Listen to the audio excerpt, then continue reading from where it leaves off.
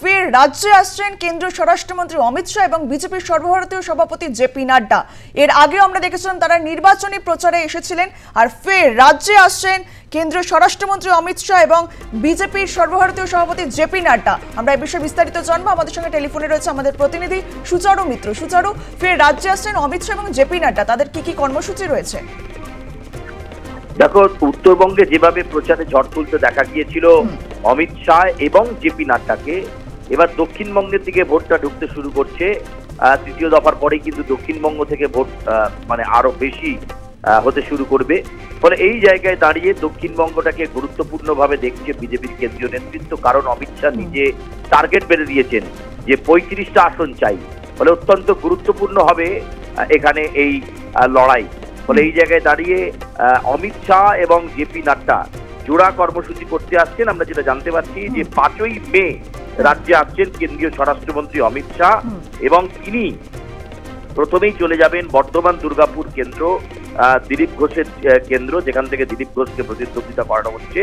5ই মে বর্ধমান দুর্গাপুর কেন্দ্রে সাংগঠনিক বৈঠক করবেন অমিত শাহ, এবং সেই সাংগঠনিক বৈঠকে তৈরি করে দেবেন লোকসভা নির্বাচনের ব্লুপ্রিন্ট। এবং এই সাংগঠনিক বৈঠক শেষ হওয়ার পর রোড শো করবেন অমিত শাহ, এমনটা জানা যাচ্ছে। আবার 6 তারিখে তিনি চলে যাবেন কৃষ্ণনগরে, সেখানে কৃষ্ণনগর কেন্দ্রের বিজেপি প্রার্থী অমৃতা রায়, তার সমর্থনে রোড শো করবেন অমিত শাহ। ফলে বিভিন্ন জেলাতে সাংগঠনিক বৈঠক, পাশাপাশি রোড শো।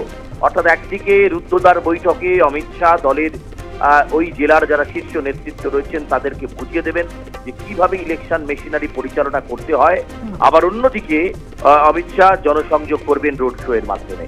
এরপর অন্যদিকে আবার 8 তারিখে রাজ্যে আসছেন বিজেপির সর্বভারতীয় সভাপতি জগৎ প্রকাশ নাড্ডা। তিনি একই দিনে 3টি কেন্দ্রে লোকসভা নির্বাচনের প্রচার সারবেন। বনগাঁয় বিজেপির প্রার্থী শান্তনু ঠাকুরের সমর্থনে রাজনৈতিক কর্মসূচি করবেন নাড্ডা। এছাড়াও বীরভূমে রয়েছে, আসানসোলে আলুওয়ালিয়ার হয়ে রাজনৈতিক কর্মসূচি করবেন তিনি, এমনটাই কিন্তু আমরা জানতে পারছি। ফলে সব মিলিয়ে একদিকে নাড্ডা, অন্যদিকে শাহ, জোড়া কর্মসূচি। এবং মে মাসে দক্ষিণবঙ্গে প্রচারের উত্তাপকে অন্য মাত্রায় নিয়ে যেতে চাইছে বিজেপির কেন্দ্রীয় নেতৃত্ব। কোনোভাবেই তারা তাদের টার্গেট থেকে সরে যেতে চাইছে না। সে কারণে গুরুত্বপূর্ণ যে কেন্দ্রগুলো বর্ধমান দুর্গাপুর, কৃষ্ণনগর, আসানসোল, বীরভূম, বনগাঁ, এই সমস্ত কেন্দ্রতেই কিন্তু অমিত শাহ এবং সেই সঙ্গে নাড্ডার আগমন করছে। অঙ্কিতা, ধন্যবাদ সুচারু।